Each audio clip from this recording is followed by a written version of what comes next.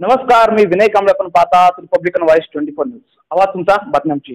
या विशेष मुलाखतमध्ये देगलूर उपजिल्हा रुग्णालयाचे वैद्यकीय अधीक्षक डॉक्टर नरेश देवणेकर सर आहेत आपल्यासोबत आणि त्यांनी आतापर्यंत केलेल्या कामासंदर्भात आपण जे आढावा घेणार आहोत या मुलाखतीमध्ये. सर, आपलं स्वागत आहे रिपब्लिकन 24 मध्ये. नमस्कार Vinayji, thank you so much for इन्व्हाइटिंग मी.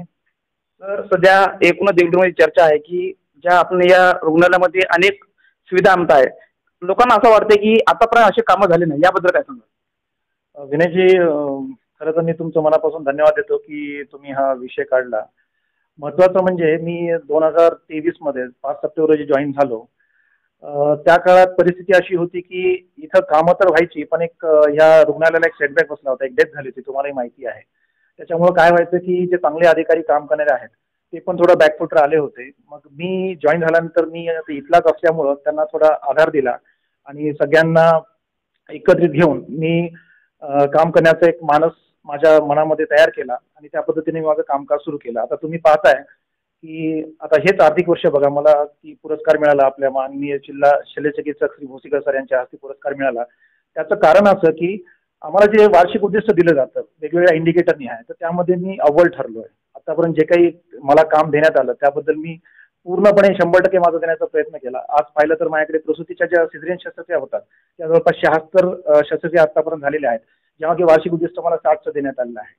कुटुंब कल्याणमध्ये जर स्त्री शस्त्रक्रिया शिबिर जर तुम्ही विचार केला तर त्यामध्ये 320 शस्त्रक्रिया सगळ्यात मी यशस्वीरित्या पार पाडलेल्या आहेत. त्यानंतर आपल्याकडे तुम्हालाही माहिती आहे की मागच्या 7 वर्षापासून डोळ्याची जी ओटी होती, म्हणजे ऑपरेशन थिएटर होतं, म्हणजे मोतीबिंदूच्या ज्या शस्त्रक्रिया व्हायच्या त्या शस्त्रक्रिया पूर्वी 7 वर्ष होत नव्हत्या. मी आल्यापासून आदरणीय आमचे जिल्हा शल्यचिकित्सक भोसीकर साहेब यांच्या अथक प्रयत्नाने, त्यांच्या मार्गदर्शनाखाली व त्यांच्या वारंवार मिळालेल्या मदतीमुळेच मी ती डोळ्याची जी ओटी आहे, आयसाठी जी ओटी आहे ती मी चालू केली. आणि आज मला सांगायला अभिमान वाटतो की आज मी जवळपास 500 शस्त्रक्रिया डोळ्याच्या यशस्वीरित्या पूर्ण केल्या. याचा फायदा असा झाला दिगलूरकरांना किंवा आजूबाजूच्या परिसरातील लोकांना की त्यांना पूर्वी उदगीरला जायला लागायचं किंवा नांदेडला जायला लागायचं किंवा निजामाबाद आपल्या तेलंगणा जवळ आहे तिथं जायला लागायचं. तर आज ती परिस्थिती नाहीये. आज सर्व शस्त्रक्रिया डोळ्याच्या आहे इथं यशस्वीरित्या पूर्ण होत आहे. त्याबद्दल मला खरंच सार्थ अभिमान आहे. तुम्ही एक महत्त्वाचा मुद्दा मांडलात की या ठिकाणी जे काही शस्त्रक्रिया होतात त्याच्यामध्ये सिझेरियन असेल किंवा डोळ्याचं, तुम्ही जसं या पद्धतीने कसं कधी हे तुमचं शिबिर असतं आणि काय सांगाल याबद्दल? हे पहा, आपलं महिन्यातून 2 वेळा शिबिर असतं. दर महिन्याच्या 2ऱ्या आणि 4थ्या शनिवारी आपल्याकडे डोळ्याचे ऑपरेशन्स होतात. एक दिवस अगोदर म्हणजे शुक्रवारी, दर महिन्याच्या 2ऱ्या आणि 4थ्या शुक्रवारी हे पेशंट आपण इथे ऍडमिट करतो. त्यांना इथंच आपण राहायला सांगतो आणि दुसऱ्या दिवशी आपल्याकडे डॉक्टर तहाडे नावाचे सर्जन आहेत, ते सध्या जिल्हा शल्यचिकित्सक कार्यालयात कार्यरत आहेत. ते येतात शनिवारी आणि आपल्याकडे डोळ्याचे ऑपरेशन यशस्वीरित्या पूर्ण करून जातात. ते सर, तसं तुम्ही आता सांगताय की बाहेरून आपल्याकडे काही जे काही डॉक्टर्स आहेत आपल्याकडे येतात, तसंच इकडे सिटी स्कॅनची देखील आता सुविधा या देगलूरमध्ये झाली, याबद्दल काय? सिटी स्कॅन आपल्याकडे 5 ऑक्टोबर 2023 रोजी कार्यान्वित झालं. तेव्हापासून ते आज तागायत आपल्याकडे जवळपास 11,300 सिटी स्कॅन आपण रुग्णांचे काढलेले आहेत. म्हणजे ही फार मोठी बाब आहे आणि परिसरातील रुग्णांना एक पर्वणीच म्हणायला लागेल. आणि आजपर्यंत आपण कसं आहे, मशीन म्हणल्यावर ब्रेकडाऊन असतं, ब्रेकडाऊन पण साधारण 2 ते 4 तासाच्या कालावधीत असतं. पण असं एखादी सुद्धा घटना आजपर्यंत घडली नाही की 2 दिवस किंवा 4 दिवस आपलं मशीन बंद पडली आणि आपल्या रुग्णांना कुठेतरी बाहेर जावं लागलं. असं कधीच घडलं नाही. त्यामुळं मी अभिमानाने सांगू शकतो की सिटी स्कॅन मशीन आजपर्यंत कधीच 1 दिवसासाठी सुद्धा मी बंद करू दिलेलं नाही. आणि ती लोकांना त्याची मदतच झालेली आहे. लोकांचा वेळ वाचला, लोकांचा पैसा वाचला आणि हेच मिळवलंय मी आजपर्यंत. म्हणजे बाहेर एकूण खर्च किती असतो साधारण एका स्कॅनला तुम्ही जर पाहायला गेलं तर 3.5 ते 5.5 6,000 पण खर्च असतो. तर आज जवळपास तुम्ही विचार करा 11,300 स्कॅन माझ्याकडे झालेले आहेत, ते पण फ्री ऑफ कॉस्ट. एकाही रुग्णाला 5 पैसे कुठेच द्यावे लागले नाही. अजून एक ट्रेंड झालाय सर, एखादं काही दुखत असेल तर लगेच सिटी स्कॅन केलं जातं. त्यांना काय आवाहन करणार आहेत की नेमकं सिटी स्कॅन कधी केलं पाहिजे, हे लोकांमध्ये थोडंसं संभ्रम आहे? नाही बघा, आता ह्या बाबतीत मी तुम्हाला सांगतो की आम्ही अंडर 20 एज ग्रुप जे आहे त्यांचं तर शक्यतो आम्ही सिटी स्कॅन करतच नाही. आणि जे पण ॲडल्ट आहेत, समजा एखादी साधी दुखापत आहे आणि त्यांना असं वाटतं की ते सिटी स्कॅन करून घेणं गरजेचं आहे, तर आम्ही त्यांची खूप व्यवस्थितरित्या काउन्सिलिंग करतो. कारण हे जे रेडिएशन जे आहे ना, हे चांगलं नसतं शरीरासाठी किंवा आपल्या आरोग्यासाठी चांगलं नसतं. हे वारंवार जर तुम्ही रेडिएशनला एक्सपोजर देत असाल स्वतःहून, तर मला वाटतं भविष्यामध्ये 10 ते 15 वर्षामध्ये येणाऱ्या काळात तुम्हाला कॅन्सरची शक्यता वाढते. उदाहरणार्थ ब्लड कॅन्सर आहे, ब्रेनचा कॅन्सर आहे. तर या घटना अशा घडलेल्या आहेत. तर आम्ही वारंवार लोकांना हे पण सांगतो की गरज असेल, एखाद्या डॉक्टरनी जर तुम्हाला खरंच गरज आहे आणि काढा असं सांगितलं असेल तरच तुम्ही काढा, अननेसेसरी काढू नका. डॉक्टरने सांगितलं म्हणजे लगेच हे करायचं नाही, त्याला तुम्ही चांगल्या पद्धतीने काउन्सिल करून त्याचे जे काही मला त्याचे काही अननेसेसरी स्कॅनिंग हे आम्ही शक्यतो आमच्या स्तरावरती प्रिव्हेंट केलेलं आहे. पण कधी कधी काय होतं की पेशंट माघार घेत नाही. अशा वेळेस आम्हाला नाईलाज असतो त्याला सांगावं लागतं की हे त्याचे ड्रॉबॅक्स आहेत आणि ह्याची जर तुझी मानसिक तयारी असेल तरच तू ते स्कॅन करून घे. तुम्ही एकूणच काम आतापर्यंत केलेलं आहे देगलूरमध्ये. तुमचं गौरव देखील जिल्हा शैलेशकडून झालेला आहे आणि अनेक येणाऱ्या काही दिवसांमध्ये असं काय वाटतं की देगलूर उपजिल्हा रुग्णालयामध्ये अनेक सुविधा असं यायला पाहिजे? हे बघा, आता आपलं जे उपजिल्हा रुग्णालय आहे सध्या ते 50 बेडचं आहे, प्लस ट्रॉमाचे 20 बेड, असे 70 बेडचं आहे. आणि तुम्हाला हेही माहिती आहे की आपलं 100 बेडचं जे रुग्णालयाचा प्रस्ताव आहे तो शासनाने मंजूर केलेला आहे. तर मला वाटतं येणाऱ्या नजीकच्या 2 ते 3 वर्षाच्या कालावधीमध्ये जर 100 बेडचं रुग्णालय अस्तित्वात आलं तर मला वाटतं आज जी मॅनपॉवर आहे ती जवळपास 50 एक आहे, तर ती दुपटीनं वाढेल. म्हणजे जवळपास 100 लोक आपल्याकडे कार्यरत असतील. आणि ह्याचा फायदा डायरेक्टली किंवा इनडायरेक्टली म्हणाल तर चालेल, पण असं होईल की आपल्याकडे राऊंड द क्लॉक सगळ्या सर्व्हिसेस उपलब्ध राहतील. म्हणजे आता आता सध्या कंडिशनला आपण जे कॅम्प घेतोय, तो सिझरिनचा कॅम्प आपण दर मंगळवारी घेतो. जर 100 बेडचं रुग्णालय होऊ घातलं, राऊंड द क्लॉक आपण रुग्णांना सेवा देऊ शकतो. म्हणजे एकही केस आपली नांदेडला रेफर होणार नाही. म्हणजे 24/7 आपल्याकडे 3 गायनेकॉलॉजिस्ट अवेलेबल असतील, 3 अॅनास्थिटिस्ट अवेलेबल असतील, ओटी आपलं 24 तास कार्यान्वित राहील. म्हणजे एवढा मोठा फायदा होईल बघा. आणि एक सर त्याच्यामध्ये आता तुम्ही त्याच्यामध्ये अजून एक भर पडलेली आहे की तुम्ही डेंटलचं देखील या ठिकाणी मशीन आली. निश्चितच मला खरंच सांगायला अभिमान वाटेल की मी आदरणीय जिल्हा शल्य चिकित्सक यांचे मी खरंच मनापासून धन्यवाद देतो, आभार मानतो की मागच्या 4 वर्षापासून आम्ही ती म्हणजे चेअर इथं उपस्थित अवेलेबल नव्हती आणि मी सरांना जशी मागणी केली सरांनी तसं माझ्या मदतीला रिस्पॉन्ड केला आणि मला ती डेंटल चेअर मिळाली. आज तुम्हाला सांगतो 3 महिने झाले कार्यान्वित होऊन ती डेंटल चेअर आणि 500च्या वर जवळपास रुग्णाची प्रोसिजर आम्ही केली. डेंटलची प्रोसिजर असतात, छोट्या मोठ्या प्रोसिजर असतात, त्या आम्ही केल्या, यशस्वीरित्या पार पाडल्या. त्याच्यामध्ये तुम्ही एक सांगितलं की डेंटल आहे, आईज आहे, आता सोनोग्राफीचा एक विषय महत्वाचा येऊन थांबतो की सोनोग्राफी करायची असेल तर नांदेडला जावं लागतं आणि 90 किलोमीटरचं अंतर आहे, 100 किलोमीटर. त्याबद्दल मी बोलतो की आपल्याकडे फक्त गरोदर माताची जी सोनोग्राफीची सुविधा आहे ती कार्यान्वित झालेली आहे. मागच्या 1 वर्षापासून ती सुविधा आपल्याकडे उपलब्ध आहे. आपल्याकडे प्रायव्हेटचे एक डॉक्टर आहे, डॉक्टर बामणे अमोल, तर आपण त्यांच्या सुविधा घेतो आणि त्यांना पर केस आपण 400 रुपये गव्हर्नमेंटच्या माध्यमातून पे करतो. तर आज तागात आपले जवळपास 550 गरोदर मातेवरती सोनोग्राफी पार पाडलेल्या आहेत. आणि अजून एक महत्त्वाचं तुम्हाला सांगायचं आहे की माझ्याकडे डोळ्याच्या ऑपरेशनसाठी एक नवीन मायक्रोस्कोप येऊ घातलेला आहे. त्याची किंमत जवळपास 17 ते 18 लाख आहे. तर मला वाटतं ही देगलूरसाठी फार मोठी पर्वणी आहे आणि ते मायक्रोस्कोपचा यूज मला येत्या काळात असा होईल की दुपटीच्या वेगाने मी इथून पुढे डोळ्याच्या शस्त्रक्रिया करून घेऊ शकेल. डोळ्याच्या शस्त्रक्रियाबद्दल अनेक फेकू अनेक मोठे मोठे लेन्स वगैरे असतात असं लेखून समज आहे. ते खरं नेमकं काय म्हणजे इथंही ऑपरेशन केलं तेवढ्याच पद्धतीचं दूरदृष्टी दिसेल काय असेल? हे पहा, महत्वाचं काय की ऑपरेशन केल्यानंतर जी दृष्टी असते ती व्यवस्थित असली पाहिजे. म्हणजे आपण जे विजन म्हणतो क्लिअर विजन असली पाहिजे. आणि डझंट मॅटर की लेन्स तुम्ही भारीचा वापरा किंवा साधा वापरा. आणि आपल्या इथं जे ऑपरेशन होतात ते विनामूल्य होतात. लेन्स पण आपलं गव्हर्नमेंटच प्रोव्हाइड करते. त्यामुळे आजपर्यंत जेवढ्या काही शस्त्रक्रिया मी इथं करू घातल्या एकाही पेशंटला काही कुठला प्रॉब्लेम आला नाही विजनच्या बाबतीत. त्यामुळे आता ते पेशंटने डिसाईड करावं. आणि आमचं तर म्हणणं असं आहे की तुम्ही ह्या फ्री सुविधाचा तुम्ही लाभ घ्यावा.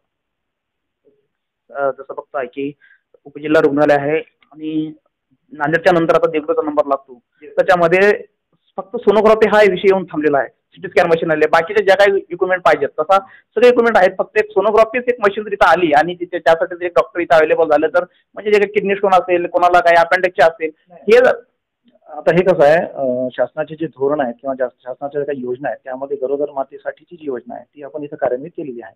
आता सध्या आपल्याकडे जे रेडिओलॉजिस्ट अवेलेबल आहेत ते फक्त गरोदर मातेच्या सोनोग्राफीसाठी अवेलेबल आहे. जनरल पॉप्युलेशनसाठी जर सोनोग्राफी म्हणाल तर त्याला रेडिओलॉजिस्ट परमनंट पोस्ट लागते जे की आपल्याकडे उपलब्ध नाही आहे. त्याला MD रेडिओ डायग्नोसिस किंवा डिप्लोमा इन रेडिओ डायग्नोसिस अशा प्रकारची डिग्री असलेला डॉक्टर किंवा डिप्लोमा असलेला डॉक्टर लागतो, जो की आपल्याकडे उपलब्ध नाही. त्यामुळे तात्पुरती आपली जी व्यवस्था आहे गरोदर माते 100 बेड्स झाल्यानंतर नक्कीच होईल. नक्कीच आपल्याला रेडिओलॉजिस्ट मिळू शकतो आणि आपण तुम्ही म्हटल्याप्रमाणे जनरल पॉप्युलेशनसाठी आपण सोनोग्राफी कार्यान्वित करू शकतो. तर ह्याच मुद्द्यासाठी लोकांना नांदेडला जावं लागतं. फक्त सोनोग्राफी जर देगलूरला आले तर तुमच्या कार्यक्रमाला की नांदेडला बऱ्याच काळासाठी लोकांना जावं लागायचं. पूर्वी मेडिकल बोर्ड नव्हतं आपल्याकडे, ते मुखेडला कार्यान्वित होतं. तर मी आल्यानंतर पाठपुरावा करून आपले आदरणीय आमचे भोसीकर सर यांच्या मदतीमुळे ते बोर्ड आपण आज इथं कार्यान्वित केलं. त्याला 1 वर्ष उलटून गेला. तर आपल्याकडे पूर्वी जे लोक मुखेडला जायचे मेडिकल बोर्डसाठी हाडाच्या, ते आता इथं लोकांना ती फॅसिलिटी मिळते. त्यामुळं खूप मोठी गोष्ट आहे ही लोकांसाठी, खूप मोठी अचिव्हमेंट आहे. परत दुसरी गोष्ट म्हणजे आपल्याकडे वंध्यत्व निवारण केंद्र चालू झालं. आपले आदरणीय जिल्हाधिकारी अभिजित राऊत सर यांच्या इनिशिएटिव्हने आणि आमच्या जिल्हा शल्यचिकित्सक यांच्या मार्गदर्शनाखाली आम्ही ते एक वन्यत्व निवारण केंद्र स्थापन केलंय. मागच्या डिसेंबर 2024 पासून ते आपण कार्यान्वित केले. आज जवळपास मला वाटते 17 ते 18 पेशंटनी त्याचा लाभ घेतलेला आहे. डायलिसिस संदर्भात आपल्याकडे डायलिसिसची व्यवस्था आहे. आपल्याकडे 54 लोकांनी आजपर्यंत त्यांचे सायकल्स पूर्ण केले डायलिसिससाठी. आणि मला तुम्हाला आणखीन एक महत्त्वाच्या मुद्द्यावर हात घालायचा आहे. आपले आदरणीय मुख्यमंत्री साहेब श्री देवेंद्रजी फडणवीस यांनी क्लिनलीनेस ड्राईव्ह म्हणजे एक 7 पॉईंट प्रोग्राम हाती घेतलेला आहे. 100 डेचा इनिशिएटिव्ह घेतला आहे. तर त्यामध्ये प्रामुख्याने आपल्याला क्लिनलीनेस हॉस्पिटलमध्ये, हॉस्पिटलच्या बाहेरचं प्रिमायसेस क्लिनलीनेस ड्राईव्ह आपण घेतलेला आहे. त्याच्यामध्ये आपले सर्व अधिकारी कर्मचारी यांनी हिरिरीने सहभाग घेऊन तो प्रोग्राम जो आहे तो आपल्याला सक्सेसफुली आपण पार पाडला आहे. त्याच्यानंतर अंतर्गत स्वच्छता प्रत्येक वॉर्डनिहाय जे कोणी डिपार्टमेंटचे आमचे इंचार्ज असतील त्या सगळ्यांना आम्ही इन्व्हॉल्व करून इथून पुढे पण आम्ही स्वच्छतेचं कार्य असंच पार पाडू.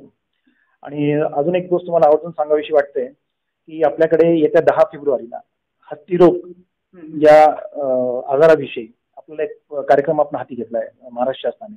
MDA प्रोग्राम होता आपण त्याला, मास ड्रग ॲडमिनिस्ट्रेशन. म्हणजे एखादा क्युलेक्स नावाची जी मादी असते, डास असतो, तो चावल्यानंतर आपल्याला हत्ती रोग नावाचा प्रकार असतो, तो रोग असतो, तो होतो. त्याच्यामध्ये प्रामुख्याने काय होतं तर आपल्या हात आणि पायांना सूज येते, गुप्तांगांना सूज येते. आणि एकदा तो जर आजार झाला तर त्याला परमनंट असं क्युअर काहीच नाहीये. आलं का लक्षात? त्यामुळं दरवर्षी आपण हा प्रोग्राम हाती घेतो. आणि याच्यामध्ये काय DEC नावाच्या गोळ्या असतात त्या आपण लोकांना घरोघरी जाऊन खाऊ घालतो. तर येणाऱ्या 10 फेब्रुवारी ते 20 फेब्रुवारीपर्यंत आपण आपले जे इथले कर्मचारी आहेत, आशा आहेत, अंगणवाडी आहेत, आमचे डॉक्टर्स आहेत, ते सर्व देगलूर शहरामध्ये किंवा देगलूरच्या पेरिफेरीमध्ये प्रत्येकाच्या घरोघरी जाऊन या गोळ्या खाऊ घालणार आहेत. आणि ज्या कोणाला ह्या 10 दिवसाच्या कालावधीमध्ये गोळ्या मिळाल्या नाहीत त्यांना आपण बूथ निहाय म्हणजे प्रत्येक ठिकाणी आपण बूथ स्थापन करून, आमच्याकडे 26 बूथ आहेत शहरामध्ये, बूथ स्थापन करून कोणी वंचित राहणार नाही. कोणी म्हणजे आपला मेन उद्देश काय की प्रत्येक माणसाने म्हणजे 2 वर्षावरील प्रत्येक माणसाने ही गोळ्या खाल्ली पाहिजेत. आपण ह्या ज्या गोळ्या आहेत 2 वर्षाच्या खालच्या बालकांना देत नाही, गरोदर मात्यांना देत नाही आणि गंभीर आजारी लोकांना देत नाही. बाकी उर्वरित सर्व लोकांना आपण हे गोळ्यांचा लाभ देतो. आणि हे त्यांच्याच फायद्याचं आहे खरं तर. कारण ह्या गोळ्या घेतल्यानंतर आपण ती जी सायकल आहे, पायलेरियाची सायकल म्हणतो, ती आपण ब्रेक करतो, जेणेकरून आपल्याला परत जो डास चावेल तो दूषित राहणार नाही. आलं का लक्षात? आपण गोळ्या खाल्ल्यामुळे आपण ते निरोगी होऊन जाऊ. आपल्या शरीरामध्ये जे काही आळ्या आहेत किंवा जंतू आहेत त्या मरून जातील.